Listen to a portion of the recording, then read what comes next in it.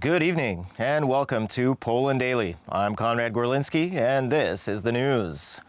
The Polish border guards are reporting more and more cases of migrant children being given drugs by the Belarusian special services. The Polish side believes that it's used to calm the children down, but could also potentially put their health at risk.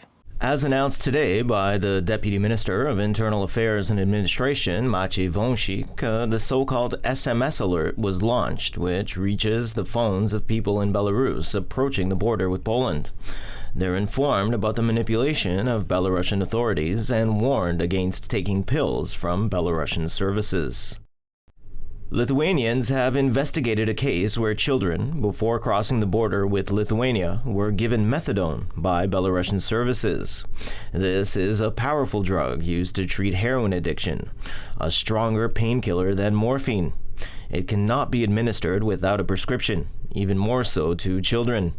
These children, 1.5 to 6 years old, were fortunately rescued in a Lithuanian hospital. According to commentators, these actions are part of the implementation of Operation Sluice, that is, the deliberate use by the Belarusian and Russian authorities of migrants, including innocent children, as a weapon to fight against Poland. This is not the first time when Russia is used, generally hitting the right side with Russian hands.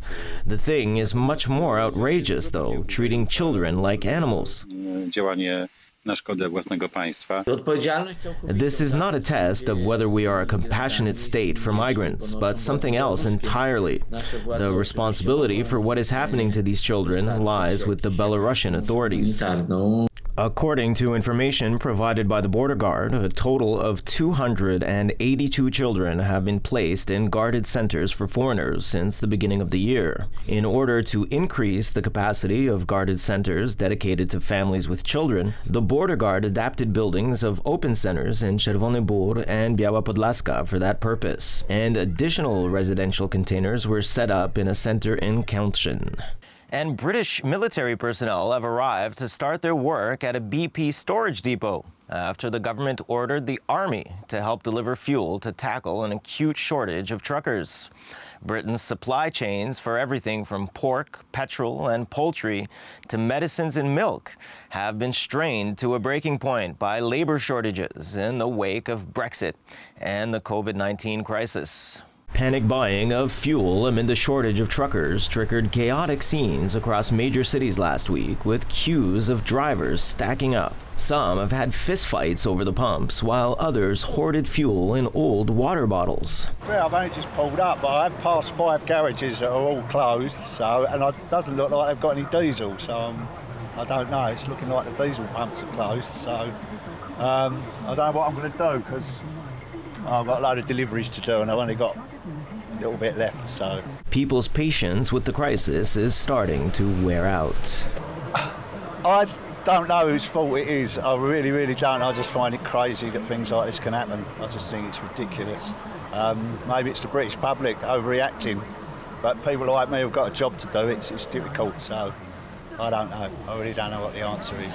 British ministers have repeatedly denied that the fuel crisis has anything to do with Brexit and have cast the trucker shortage as a global problem, though other European neighbors have not experienced queues at gas stations.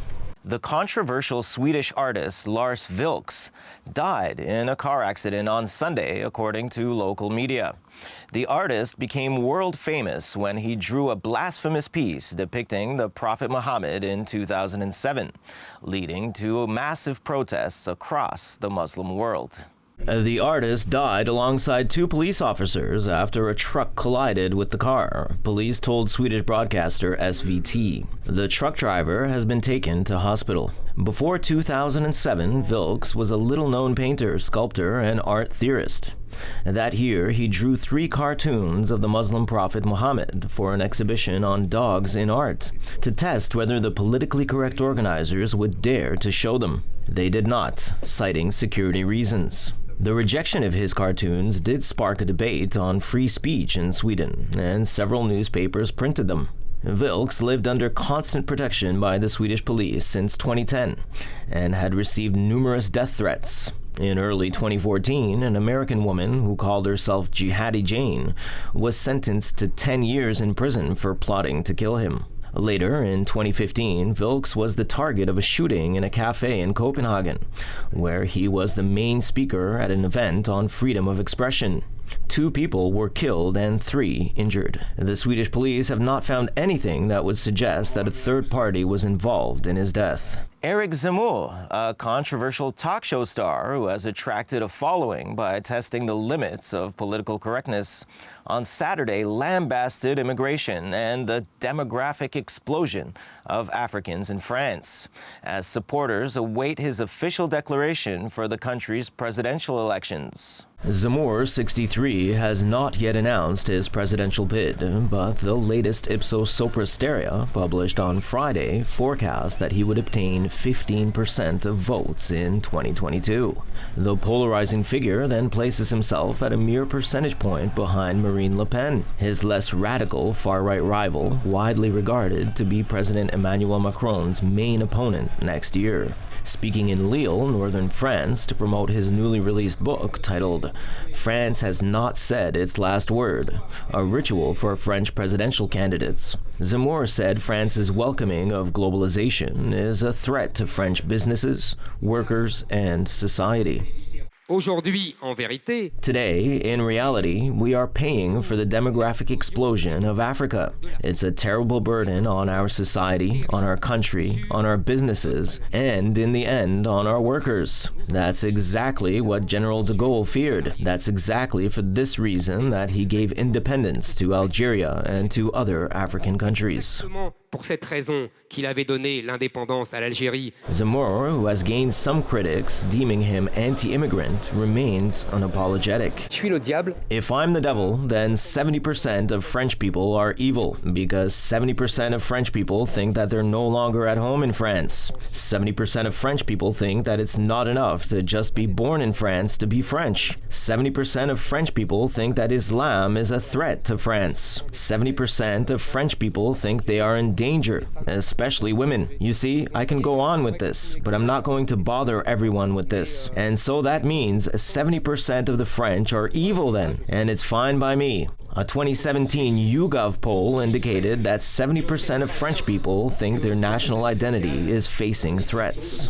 Polls have for months shown a runoff between Macron and Le Pen to be the most likely scenario, without Zamor in the running. But given Zamor's support would come largely from Le Pen's voter base, that could open the way for the eventual center-right challenger to make the runoff, where they would pose a greater threat to Macron than Le Pen. As usual, thanks for tuning in this evening. Please stay with us for Poland Daily Business, Poland Daily Weather, and other programs. But for me, it's have a wonderful night.